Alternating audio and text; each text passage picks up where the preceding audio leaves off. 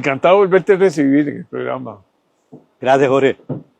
Eres un importante economista para ver la coyuntura que estamos viviendo, económica, bueno, social, política, todo. O sea, estamos viviendo momentos de cierto estrés, por no decir que mucho estrés, ¿verdad?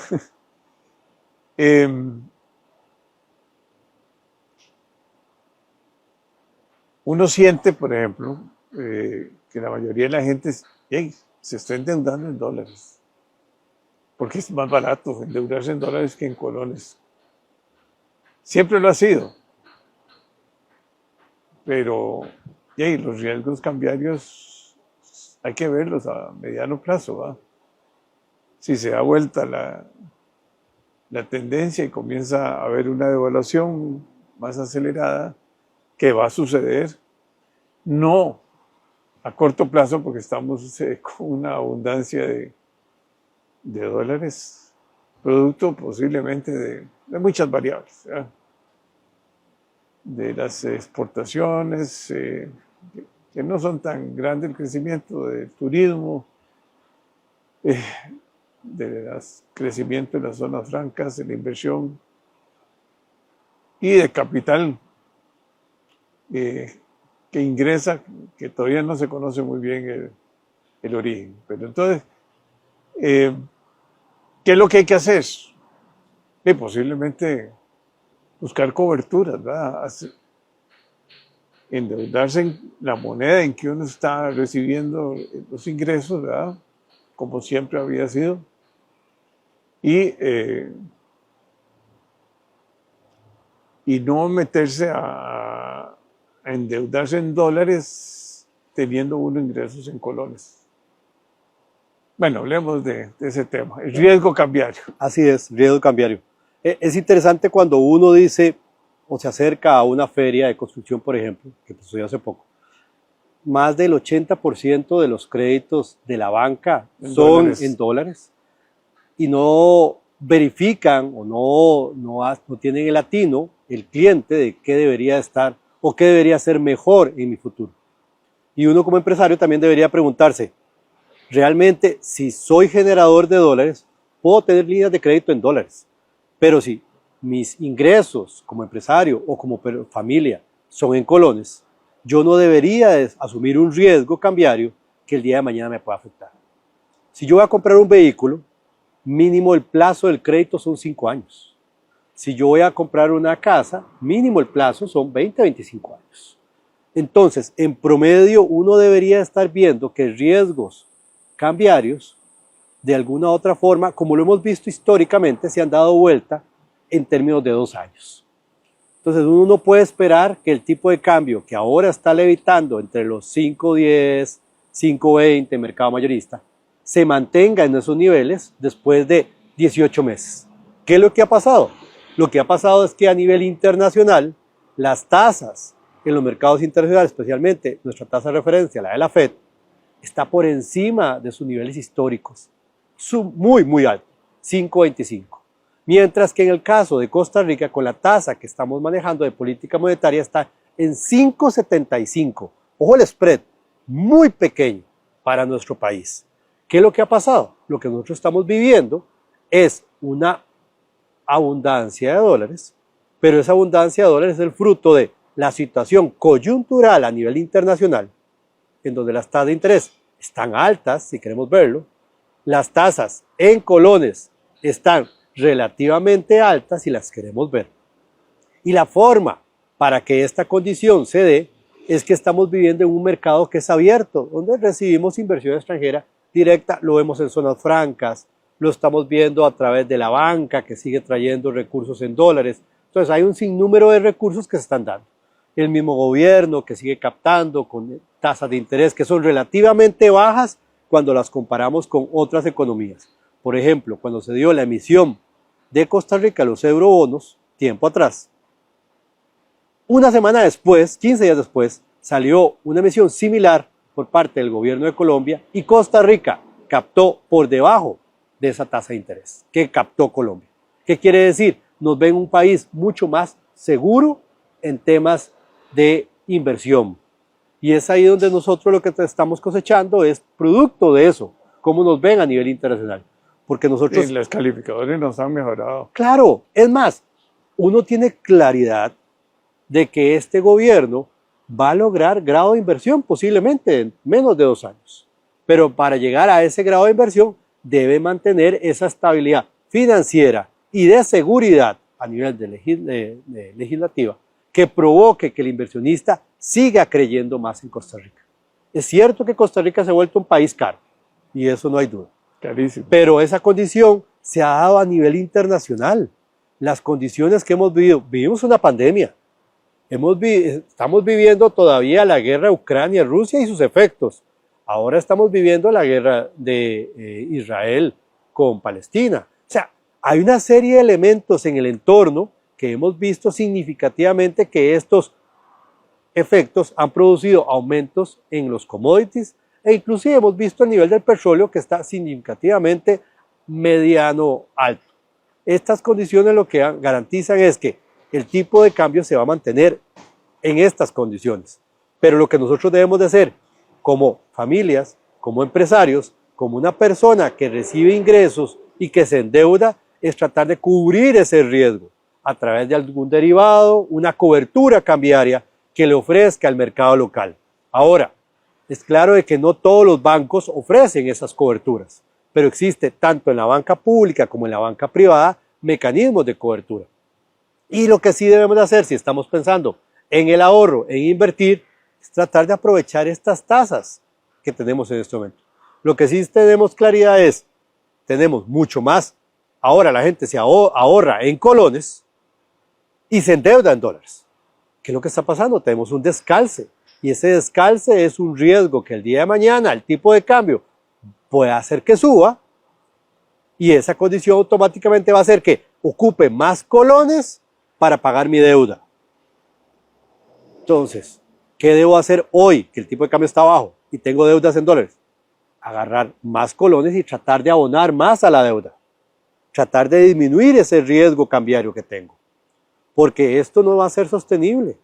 18, 24 meses y las tasas de interés en Estados Unidos van a variar, mercado internacional va a variar. Hemos visto como ya ciertos países han comenzado a bajar sus niveles económicos, lo vimos en el caso de China, ahora hace poco se dio la situación de Japón. Entonces, ¿qué es lo que estamos viendo? Se está enfriando la economía mundial. Es una condición que nos va a afectar a nosotros, Claro. no en el corto plazo, pero sí en el mediano plazo. Por consiguiente, ¿qué es lo que tenemos que hacer? O buscamos una cobertura o disminuimos nuestra exposición al riesgo cambiario. ¿A través de qué? Bajamos los pasivos en dólares, tanto empresarios como familia. Y aprovechamos la condición que tenemos de tipo de cambio. Hace 18 meses atrás, ¿sabías que el tipo de cambio estaba en 600? Hoy estamos viendo un tipo de cambio en 500, casi. Entonces, ¿qué es lo que debería hacer? Agarrar los mismos colones de hace un tiempo atrás, Y convertirlos y amortizar más.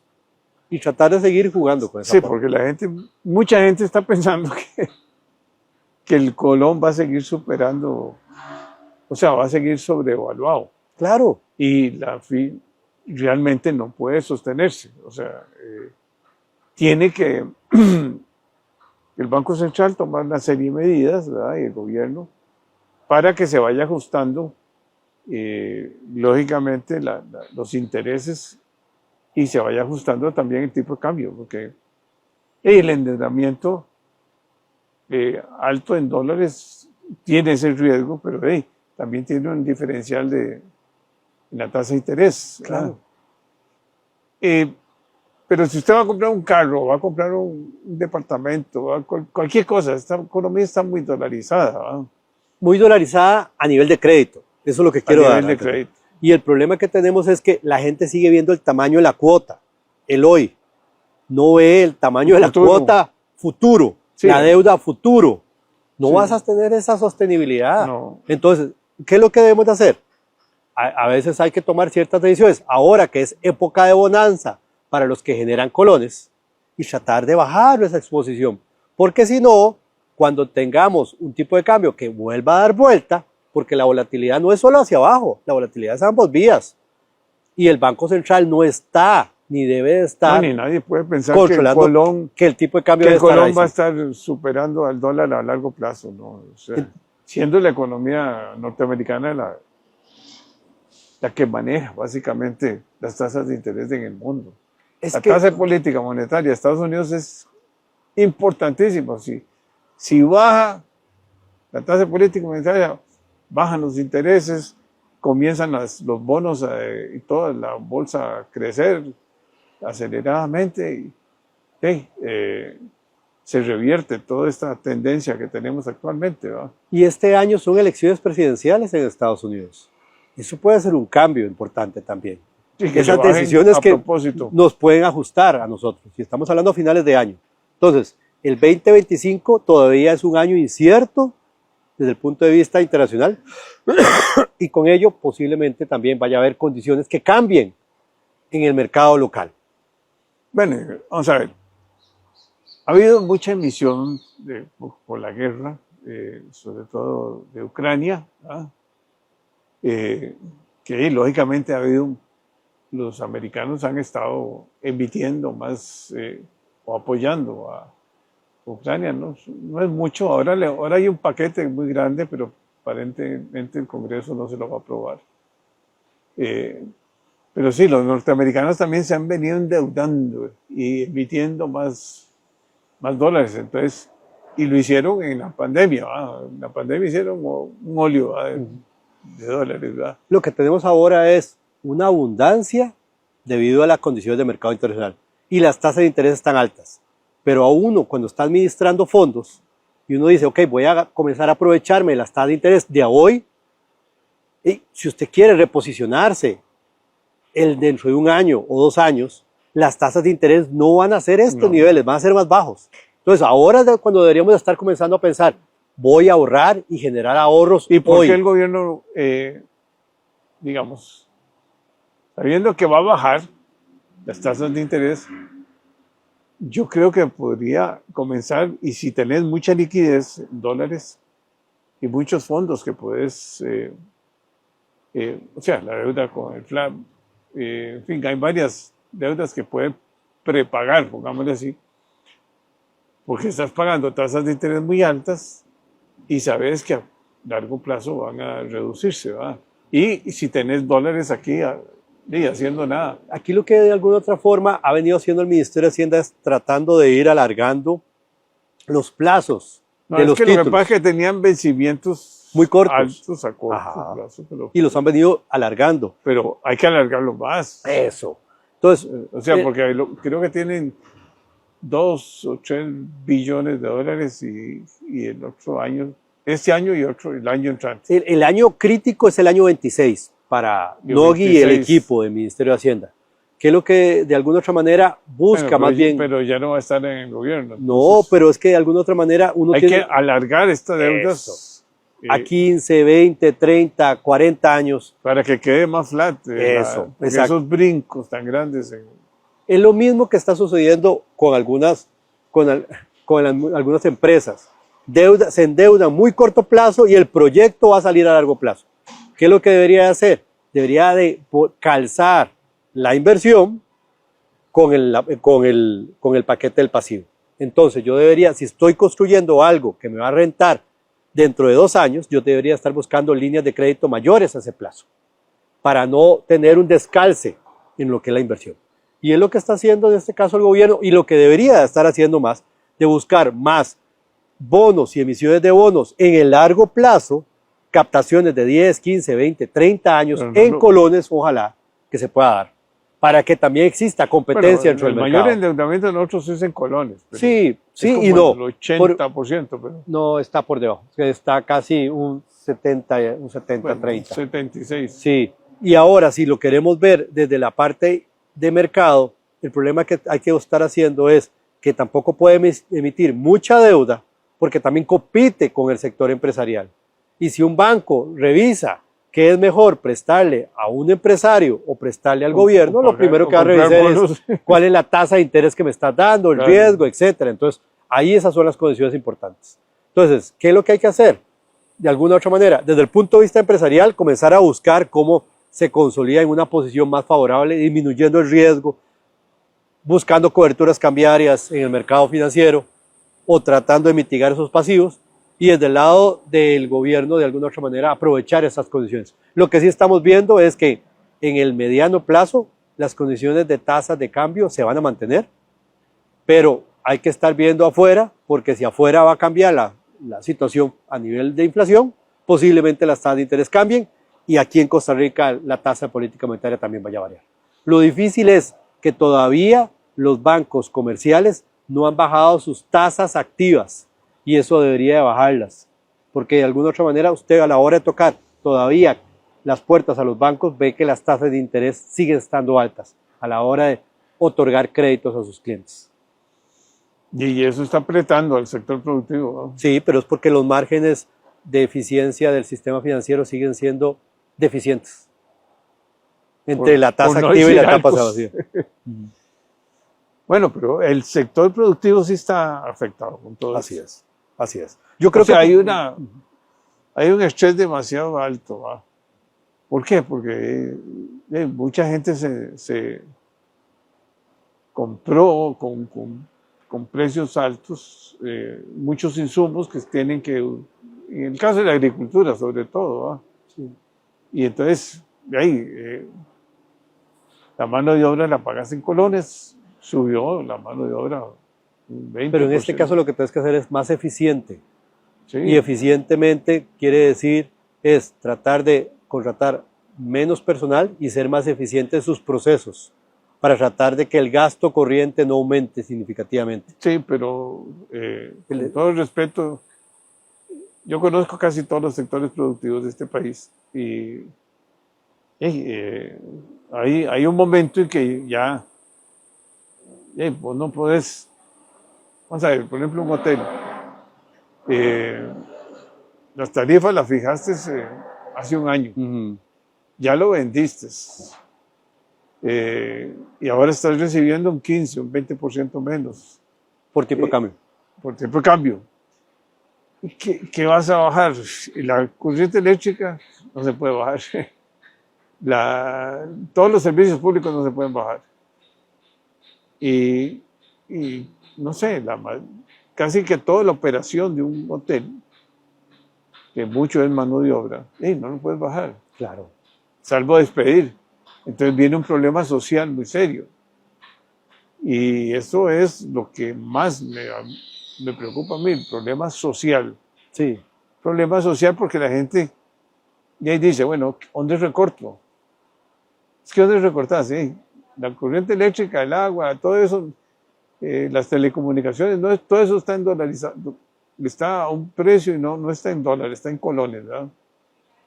Y entonces, tenés vos en tu misma familia, ¿verdad? Recibías un salario en dólares y se te bajó. Pero ahora ¿dónde recortas vos tus gastos? ¿Verdad? Las medicinas valen lo mismo, o más. O más.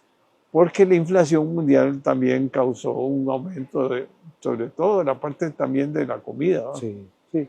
Y los servicios como transporte, la gasolina, y todo, los repuestos de los carros, todo. Lo único que bajaron fue, en términos relativos, son los valores de los carros, pero eso se debe también a que China se metió en el mercado mundial a competir, ¿verdad? Lo que pasa es que aquí lo que tenemos, don Jorge, es que existen ciertas burbujas que todavía se manejan. Digamos, vemos ciertos sectores como el sector inmobiliario, que todavía sigue pagando precios excesivos por el metro cuadrado construido. Sí, pero la demanda está contraída. Entonces, de alguna otra manera... Porque vos tenés precio alto y además tasas de interés altas, la cuota es muy alta. No, y lo que tenés que hacer simplemente es que la demanda debe ser menor. Por eso es que en este momento lo que tenemos son temas de alquiler. Entonces ahora la demanda por alquiler ha aumentado significativamente. La gente ya no está queriendo comprar casa porque no es el momento adecuado. Pero si compras un carro, entonces volvemos a lo mismo ahí. Debería estar comprando un carro porque realmente es un activo productivo. Ese es el tema. Si no es un activo productivo, no cambie carro. Manténgase todavía con el vehículo que tiene.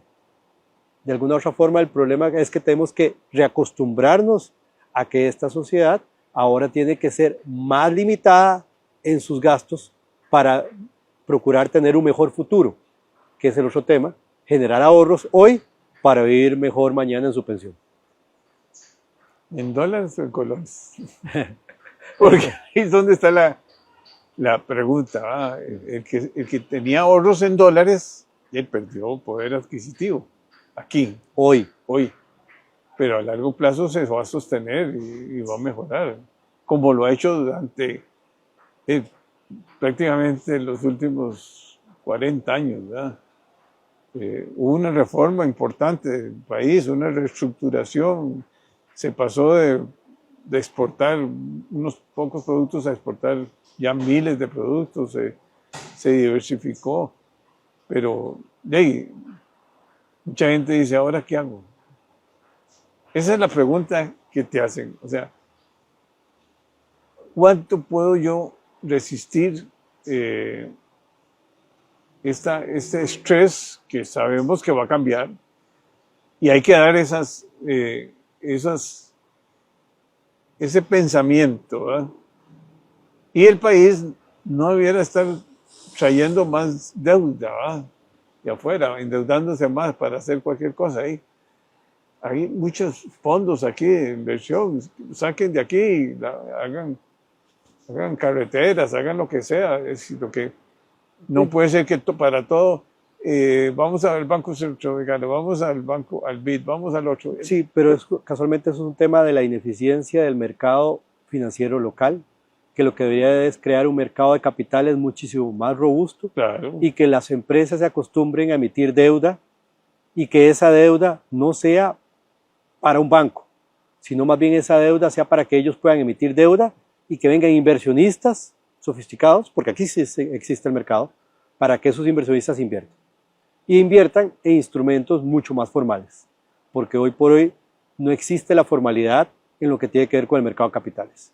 Y hoy por hoy el sistema de la Bolsa de Ciudad de Valores, casi que un 90% de lo que se negocia es gobierno, y cuando realmente en economías más avanzadas es por debajo del 50%.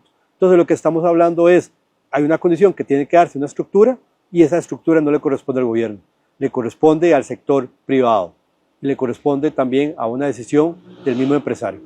Y si no lo busca a través de los distintos instrumentos de la bolsa, existe otros mercados que igualmente también ofrecen esos mecanismos, que también debería ir a tocar la puerta. Bueno, es un placer haberte recibido, como siempre. Dejas un montón de preguntas ahí pendientes. Y eso se trata este programa, de escuchar distintas posiciones.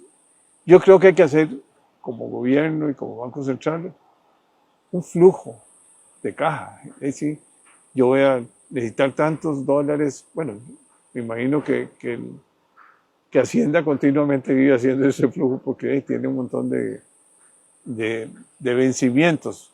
Pero entonces el Banco Central también debiera pensar cómo manejas, porque no es que no manejas, sí tiene poder en el mercado, ¿no? No, y sí lo hacen. Ambas instituciones sí lo hacen, porque el Banco Central está más concentrado en el control de inflación, que es el corto plazo. Cortísimo plazo. Y casualmente después ahí el siguiente plazo, o los plazos que continúan, que sería en este caso el mediano, que es entre 2 a 5 años, y de 5 en adelante es el Ministerio de Hacienda. Pero sí puedes cancelar mucha deuda y sacar dólares de la corriente. De la corriente, porque al tener tantos dólares es un problema de no ofrecer tasas de interés interesantes para los dólares. Lo que pasa es que, como bien lo hablamos, no es solamente un tema de la gente que ahorra aquí en Costa Rica o trae dinero para invertir aquí en Costa Rica. Es que muchos de los dólares que vienen aquí a Costa Rica los cambian a colones porque son gastos corrientes. Voy a comprar una propiedad, voy a pagar salarios, voy a construir una nueva zona franca. O sea, esa constante de cambio de moneda se realiza por la misma necesidad del mercado. Estamos viviendo o cosechando más bien algo que hemos venido sembrando desde la época de los 80, 90 y hoy inclusive, como hemos ido cambiando nuestro sector agrícola y ahora nos hemos vuelto un país muchísimo más tecnificado, mucho más desarrollado en la parte de bienes y servicios y más escalable, y exportamos ahora desde chips hasta catéter. Sí, pero hay que tener cuidado con los costos internos, porque los inversionistas son muy fríos, ¿verdad? Dice, veamos el costo de Costa Rica de producir, o sea, ¿cuánto vale? Sí, no, pero que tenemos mucha estabilidad política y estamos muy bien calificados, sí, pero al tomar una decisión, miden muchas variables, ¿verdad? Y una de las variables más importantes es, lógicamente, mis costos, ¿verdad? Claro. El costo de transporte interno, costo del transporte aéreo, el costo de la mano de obra, en fin, costo de la electricidad, costo de un montón de variables. Costa Rica no vive en una isla, vivimos en un mundo, y lo que nosotros estamos viviendo, muchos países también lo están viviendo y lo padecen. La única circunstancia es que nosotros seguimos viviendo en una economía que está muy abierta, y como una economía abierta recibe capitales e inversiones constantes. El tema está en ver cómo aprovechamos lo mejor de este mundo. Bueno, encantado de verte. Un placer, como siempre, Jorge. Muchas gracias. Feliz día mañana.